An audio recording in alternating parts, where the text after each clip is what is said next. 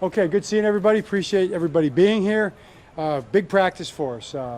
Padded, a lot of situational football, a lot of physicality, very important practice in camp, and everybody handled it exceptionally well. Very pleased with where we're at. This is an important week for us. We have one more big day, although tomorrow will be in shells, but it'll also be a camp practice to try to continue to improve. We think this is the improvement week. This is the opportunity week in camp to really build the base under your football team. I feel like the guys did that, so happy with that. What questions you have? Yesterday with Michael Phelps. Yeah. How did he do with the talk? We listened to a little bit. Well, the two talks, and you probably will be online, I would think, here, if not already. But Michael and Ray, it's amazing. I was looking around at the faces of the players. If I had a mirror, I think my face would have been the same. Just listen to these two guys. I mean, we had two of the, two arguably the greatest ever. I would say the greatest ever to do what they do in history. That's pretty rare. And they're standing right next to each other on the same field. And like Rasheen Ali said to me, he said, yeah. He said, and Lamar Jackson, and Derrick Henry, and Roquan Smith, Marlon Humphrey. He named it off right in that group, and it kind of opened your eyes a little bit. And then the words that they shared with the guys were just so spot on. It's all the things that our guys, they know, they believe in, and to hear them reinforced and put in such terms, like in terms that the guys are very vulnerable about, and kind of talked about their careers a little bit. It was once in a lifetime. Coach, in terms of the event itself that went on afterwards, was that a team bonding thing? And I think a lot of people take it for granted that everyone knows how to swim. Yeah. It ended up being a team bonding thing. It really wasn't a planned team bonding thing, and I have found over the years, Jerry, that the planned team bonding things don't really work. They're not really real. The best team bonding things are the things that you just kind of find yourself doing together, spending time together, having fun, having a meal, whatever it might be, and I guess swimming, and jumping off the high dive and doing cannonballs. And I didn't think there was too many cannonballs off the high dive. Most of the guys were going like that, trying to survive that one. But I was pretty impressed with guys getting up there on that high board. From what I saw in video. I wasn't there in person. I saw the video of Travis Jones learning how to swim. I thought that was really cool.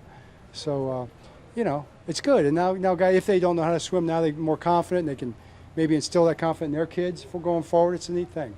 Credit Michael for doing it. No dives. Maybe you hold your breath though. Some dives. I didn't see enough of them. Well, I got the injury report afterwards. Everybody was healthy, so we're fine.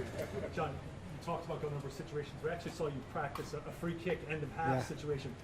Just how many guys do you have to even explain that exists? Because that's pretty obscure, back of the rule book. It really is, and we did. We explained it to him in the spring. We explained it to him again now.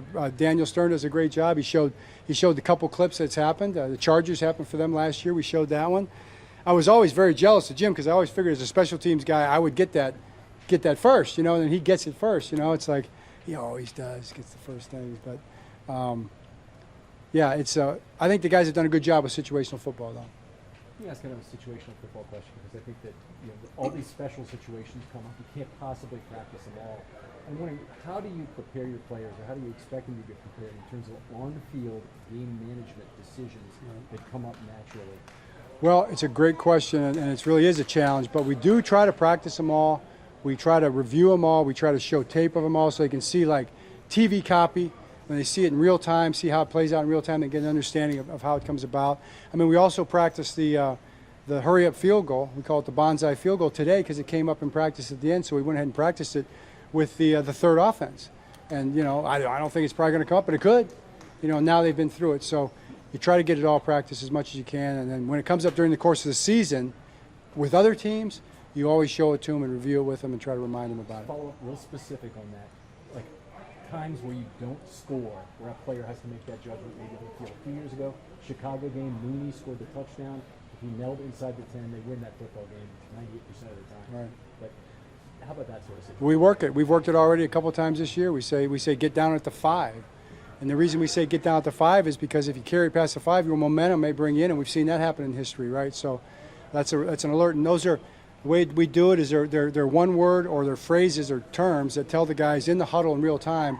We'll say the word like alert bonsai, alert get down clock it, alert get down timeout, whatever it might be, to remind the guys, and it should hopefully put the whole picture in their head about what they're supposed to do. John, you saw Travis Jones kind of dominating some of those pass rush drills at the very end. What have you seen from him in terms of taking a step into the season compared to last year? Well, I'm excited about him. I think he's ready to roll. He's had a great couple years of preparation.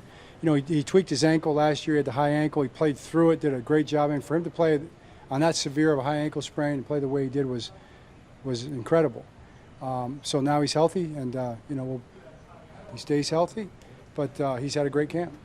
John, you called this week improvement week and opportunity week going into the second preseason game.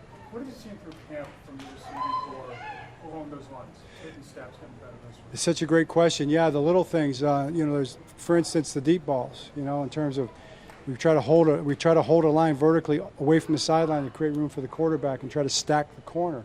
I've seen them do that better this week. You saw a couple of those plays out here today.